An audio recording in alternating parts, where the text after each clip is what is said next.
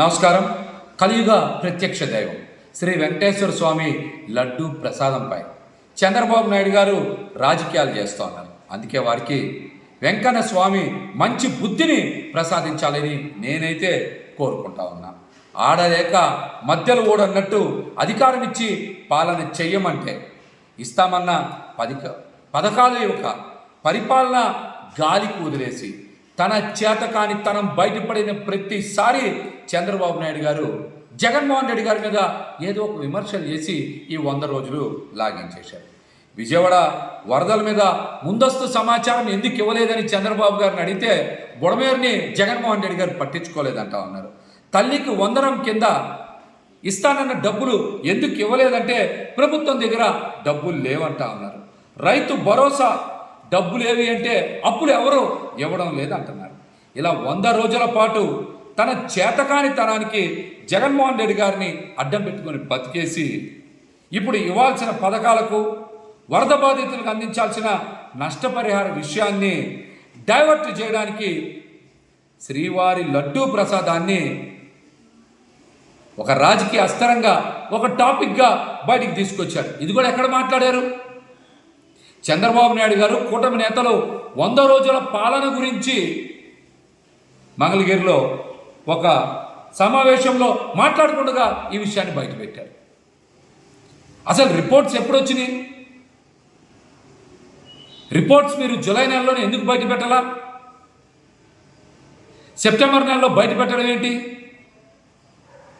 ఇప్పటి వరకు రిపోర్ట్స్ని దాచిపెట్టడానికి కారణాలు ఏంటో కూడా చంద్రబాబు నాయుడు గారు రాష్ట్రంలోనే కాదు ప్రపంచంలో ఉండేటువంటి వెంకన్న స్వామి భక్తులకు సమాధానం చెప్పాలి.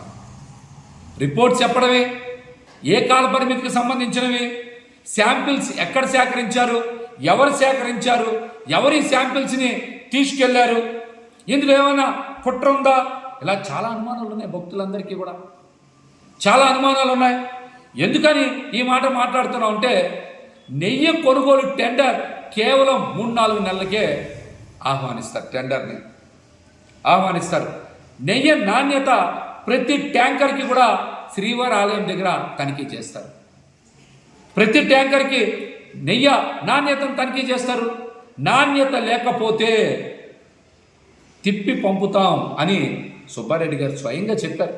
గతంలో వారు టీటీడీ చైర్మన్గా మరి విధులు నిర్వర్తించారు. వారు కూడా నాణ్యత లేకపోతే అనేక సందర్భాల్లో నెయ్యి ట్యాంకర్స్ని తిప్పి పంపామని చెప్పారు. అది వారి నిబద్ధత. అది వారి నిబద్ధత. వెంకన్న స్వామి భక్తులకి అత్యంత పవిత్రంగా స్వీకరించేటువంటి లడ్డు ప్రసాదం ఎక్కడ నాణ్యత ప్రమాణాలు తగ్గకూడదని వారు తీసుకున్నటువంటి ముందస్తు జాగ్రత్తలు అవన్నీ కూడా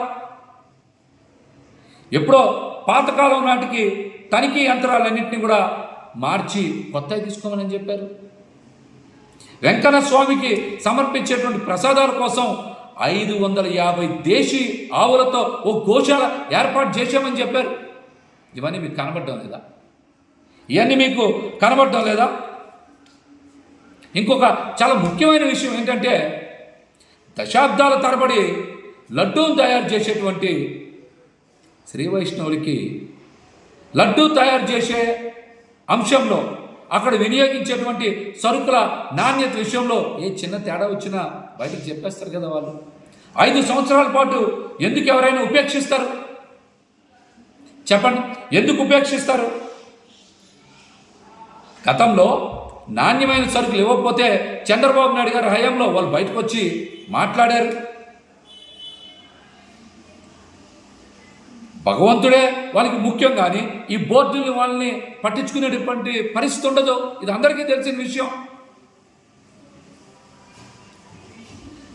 లడ్డూకి తయారీకి ఉపయోగించేటువంటి సరుకుల్ని ముందుగానే తనిఖీ చేస్తారు. నాణ్యత లేకపోతే అవి తిప్పి పంపిస్తారు. లడ్డూ తయారైన తర్వాత నాణ్యత ప్రమాణాలని మరి పరీక్షించేటువంటి అవకాశమే లేదు. అది శనగపిండి కావచ్చు, నెయ్యి కావచ్చు, మరి ఇతర సరుకులైనా కావచ్చు, అవన్నీ కూడా లడ్డూ తయారీకి ముందే నాణ్యత తనిఖీ చేసేటువంటి అవకాశం ఉంటుంది. కానీ లడ్డూ తయారు చేసిన తర్వాత నాణ్యత తనిఖీ చేసేటువంటి అవకాశం ఉండదు. మరి మరి నాసి రకం సరుకులను ఉపయోగిస్తే ఇంతకాలం చంద్రబాబు నాయుడు గారు ఎందుకు ఈ విషయాన్ని బయటపెట్టాలా? దీనికి కూడా సమాధానం చెప్పాలి. 5 సంవత్సరాలు అక్కడేమి నాణ్యత లేనటువంటి సరుకులు రాలా? ఏ కాలానికి వచ్చినాయి, ఎప్పుడు వచ్చినాయి, ఏ ట్యాంకర్ వచ్చింది, ఏ సరుకుల్లో ఉన్నది చెప్పకుండా కోట్లాది మంది హిందూ భక్తుల మనోభావాలతో రాజకీయం చేస్తున్నటువంటి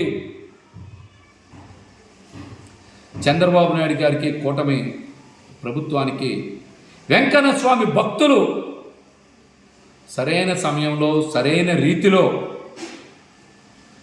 జవాబిస్తారని కూడా ఈ సందర్భంగా మేమైతే తెలియజేస్తున్నాం. ఇక్కడి నుంచి అయినా సరే భక్తుల్ని మనోభావాల్ని కాపాడే విధంగా మీరు చర్యలు తీసుకోవాలి. కానీ స్వామివారి ప్రసాదాన్ని రాజకీయ అస్త్రంగా ఉపయోగించుకుంటే దీన్ని ఎవ్వరు కూడా క్షమించరని కూడా ఈ సందర్భంగా కూటమి నాయకులకి తెలియజేస్తాం.